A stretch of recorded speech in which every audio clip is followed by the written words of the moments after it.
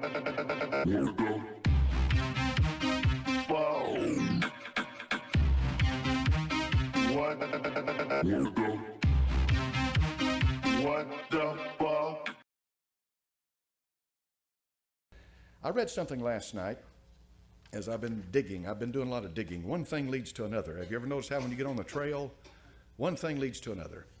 And when I started reading this, it's one of these things in your life, when you read it, you'll never forget it. All right, I'll never forget this.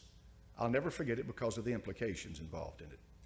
First of all, it's the testimony of an honorable man.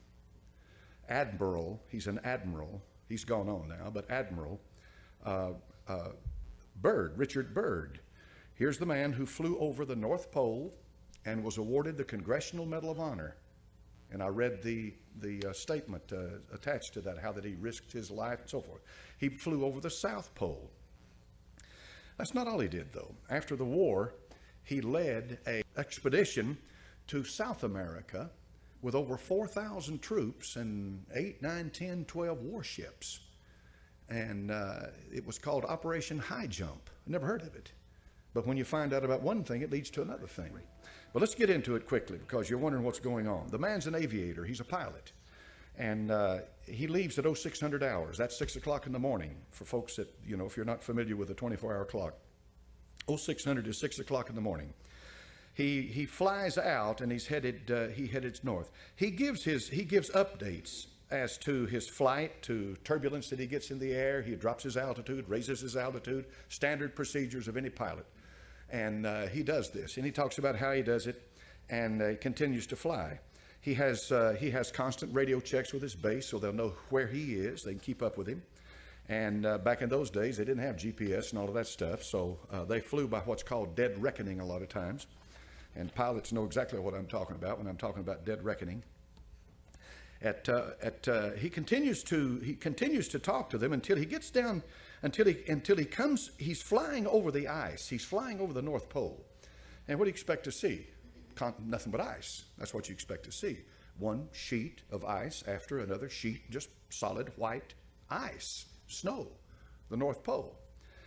Until he sees a creature down below, which looks to him like a mammoth, and he drops his altitude to about 1,400 feet, and it is a mammoth. And this begins to really get his attention.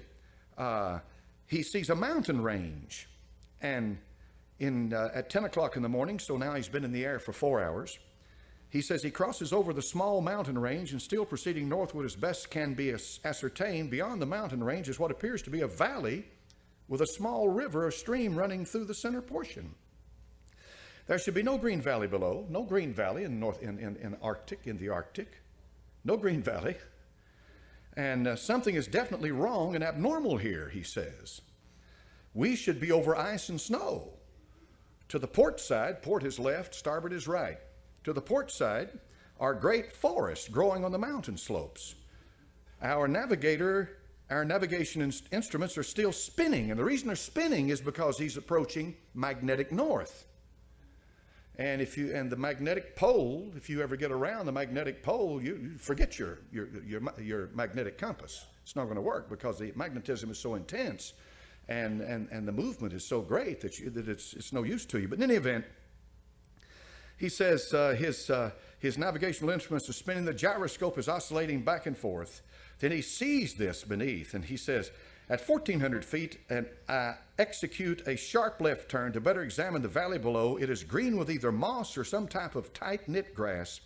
The light here seems different. I cannot see the sun anymore. We make another left turn, and we spot what seems to be a large animal of some kind below. It appears to be an elephant. No, it looks more like a mammoth. This is incredible, he says, yet there it is. He decreases his altitude to 1,000 feet and he takes binoculars to better examine the animal. It is confirmed it is definitely a mammoth-like animal. Report this to base camp. At 10:30 hours, he encountered more rolling green hills. The external temperature indicator reads 74 degrees Fahrenheit. He's in the North Pole. Continuing on our heading now, navigation instruments seem normal now. I'm puzzled over their actions. Attempt to contact base camp, radio's not functioning. And now what follows is one of the most incredible things I've ever read in my life. And let me put it in the context of this. When Satan showed the Lord Jesus Christ the kingdoms of the world in a moment of time, he did just that. He has power. And there are things going on that there is absolutely no physical definition or logical reasoning to, but the existence of it cannot be denied. And this is what's happening here. In 11:30 hours, countryside below is more level and normal. If I may use that word, ahead we spot what seems to be a city. This is impossible. Aircraft seems light and oddly buoyant. The controls refuse to respond. My God, he says, off our port and starboard wings, a strange type of aircraft. They're closing rapidly alongside. They're disc-shaped and have a radiant quality to them. They are close enough now to see the markings on them. It is a type of swastika. This is fantastic. Where are we? What has happened? I tug at the controls again. They will not respond. We're caught in an invisible vice grip of some type. 11:35 hours, our radio crackles and a voice comes through in what appears to, in English, with what appears to be a slight Nordic or Germanic accent. The message is, "Welcome, Admiral, to our domain. We shall land you in exactly 7 minutes. Relax, Admiral. You are in good hands. I note the engines of our plane have stopped running. The aircraft is under some strange control and is now turning itself. The controls are useless." In plainer words, he's been taken over completely. Now, up to this point, you're going to say to yourself, well, this is a madman. Or you may say to yourself, I know the power of the devil. I know how he can deceive. And what follows, he is taken into a city by blonde-haired men who look like these Aryans that Hitler and the rest of them were talking about in Germany. And then he's finally taken to their leader. And when he's taken to their leader, he has a conversation with him. He's their master. And that master tells him that essentially that they've been observing us on top of the earth where we live for a long time, and that we have gotten to the point by killing each other. And they're talking about the atomic bomb that had just been recently dropped on Hiroshima and Nagasaki. You know those two. This happened in 1947, I think this happened. And they were saying that we are going to have to do something with the people who dwell on earth. They tell Admiral Byrd that he's an honorable man, and he asks him, "Why am I here?" They said, "Because you're chosen to be here. You're a man that we can trust. We're going to tell you what's happening. We're going to tell you all of this." They tell him. They send him back. So he goes back and he tells his superiors. And apparently they tell him to hush this up. This stays hushed until right before he dies, this diary comes out. Because he says, I cannot leave this world without letting humanity know what has happened. I cannot leave. I must tell them what happened. Before we go any further, let's ask ourselves some questions. Number one, did he write this diary? Is this Admiral Byrd's diary? Did he really write this? Number two, if he really did write this, and this is legitimate, this is his diary, then something obviously happened to this man when he was over the North Pole. Something happened. Something obviously happened to this man.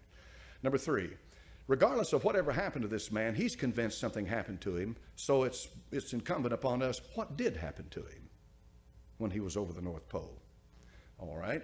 If you press this thing a little further and do a little more studying into it, you'll find out that there's an awful lot of people out there that believe the earth is hollow, that there's not a molten mass in it like they say. Now, if you're a Bible believer, you know this. You know that the heart of this earth, hell, is located. Amen. If you believe the Bible, all right? If you believe the Bible. And if you believe the Bible, the book of Revelation makes it very plain that the bottomless pit, which is hell, was opened, and out of that pit came these creatures upon the earth. They're coming out on the earth. They're coming out on the face of the earth. Now, that's a wild thing. This is why a lot of churches in this country, an awful lot of churches in this country, absolutely refuse to read or study the book of Revelation or preach from it, because it has some things in it that just literally blow your mind. And that's one of them, talking about creatures coming up out of the bottomless pit, Apollyon and Abaddon and all of that. But if I'm a Bible believer, I believe it's real. All right. You can get off and you can get way out in left field with a hollow earth theory. All right. And you can get in deep into all of this stuff that I'm just kind of going to I'm just going to present it to you this morning in the context of what we're studying, because we're studying a deceit that's coming on this earth of unbelievable proportions. A deceit, all right, a deceit. Now, we know that Adolf Hitler, when he was Chancellor of Germany, was deep into the occult. We know they didn't do anything unless they consulted their occult masters and prognosticators and what have you. And that the German high command, Himmler and men like that, even Himmler himself was far more into the occult than Hitler, and Hitler was head over heels into it, but Himmler was deep into it. These men were guided every moment of their life by an occult satanic power and spirit. Germany did definitely develop during World War II some of the highest technology on the earth. I saw this the other day on the History Channel, and I didn't know this. Nobody had ever told me this, but this is what the History Channel reported, that two German scientists in the 30s, these two German scientists had split the atom. Now think hard on that. Think hard on that. And it was the German scientists, Werner von Braun, men like that, who got America into space. That's a fact, folks. That's a fact. No question about that. The only reason they didn't put them to death at Nuremberg with the trials was because they needed them.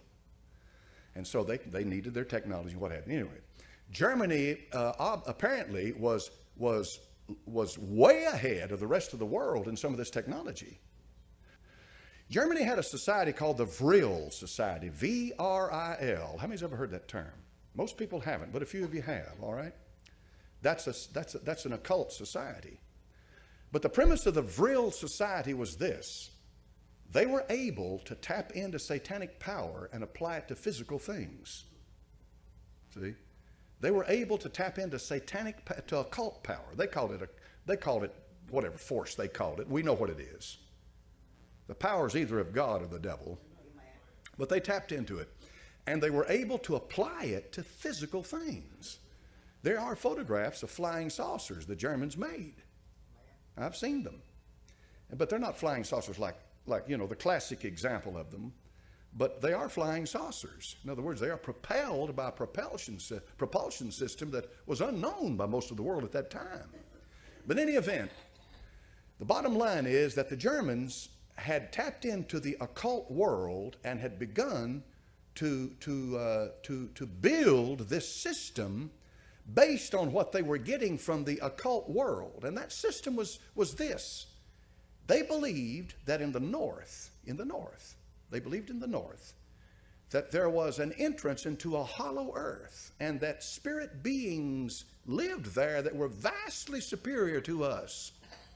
And that these spirit beings were our forefathers. And that's what Hitler was trying to do, was to try to bring the race back, the Aryan race, back to its roots, back to what it should be.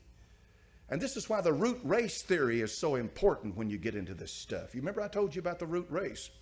You remember which one I told you the Aryan was? There's 7 of them. 5, exactly. 5. It's number 5. It's the 5th. And this root race theory, the Theosophists taught it. Blavatsky in Russia taught it.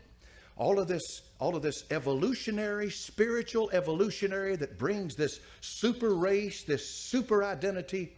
These people believe that. The evolution, when you talk about biological evolution, all right, you're talking about what they teach at UT and all the major colleges in the world. They teach biological evolution. What is biological evolution? That's what Charles Darwin taught, right? All right, that's simple enough on the surface of it for people to relate to. Biological evolution. I don't believe it, but that's what they teach. All right. Then there is social evolution. All right. Political correctness is a product of social evolution. What's social evolution? Well, if biological evolution is true, then social evolution is where the masses and humanity and governments are able learn how to live in peace and blah blah and so forth. In plain words, social evolution means that there must be a one world government for men to live. That's social evolution. See, that's not biological evolution. But the idea is that if evolution is true, they believe it is, then therefore that justifies the idea, well, men must live together. Then there is this esoteric, this spiritual, this stuff here we're talking about that Admiral Byrd saw. There is that type of evolution, and this gets into the mystical category of it, because this gets into that highbrow stuff about the spirit beings that are channelers and guides and are communicating with people. And the U.S. government would never tell you this, but they've had all kinds of experiments into this, and they've got labs, and they've got underground labs, and they're doing experimentation into this stuff, and all of this is going on right now, and people go off on the deep end when they get into it, and you got to be awful careful with it, because you can get into this stuff and you can become possessed by these spirits, because these are demons, and these demons are smart. Admiral Byrd saw something. I don't doubt that for a minute. But he did not see a civilization of advanced beings that had evolved to that point. What he saw was either an apparition or a physical manifestation of some spirit power that's demonic. That's what he saw. But it blows my mind to begin to realize how powerful it is. What I'm going to say to you this morning, I want to say it to you, and I want you to take it to heart. When the deception comes, if you're not a born-again believer, you'll be swept away with it. The deception will be greater than you ever imagined in your life. It is going to be profound as to what happens. When Ted Gunderson talked about, and I put it together, he talked about people in the high places are Satanists. What he's talking about, they're Illuminati. He's talking about spiritual power in high places that will bring about a one world government. And by doing that, they intend to rule the world. And they have the help of a whole, I don't know, what do you call it, a mass of demonic spirits who are able to perform all kinds of miracles, deceptive miracles, manifestations, and all of this stuff to help them to bring about that one world government.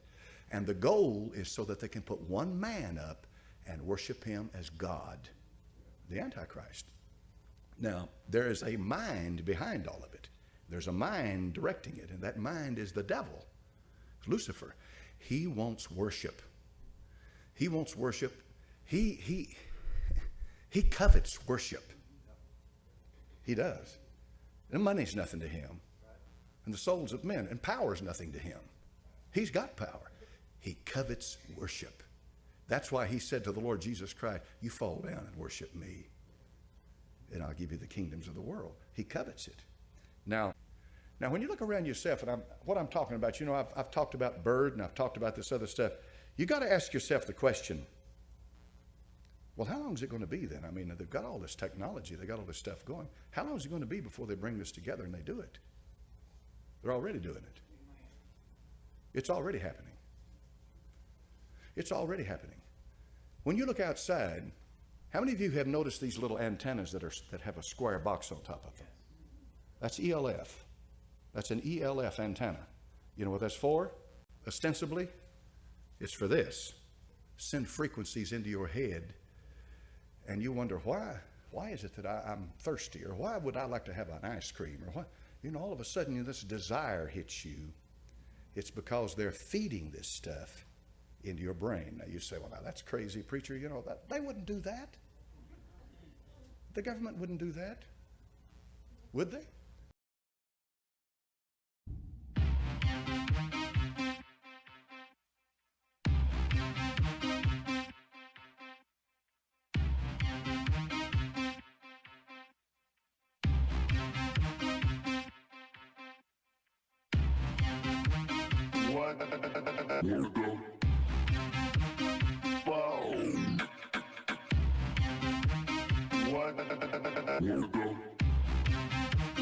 What the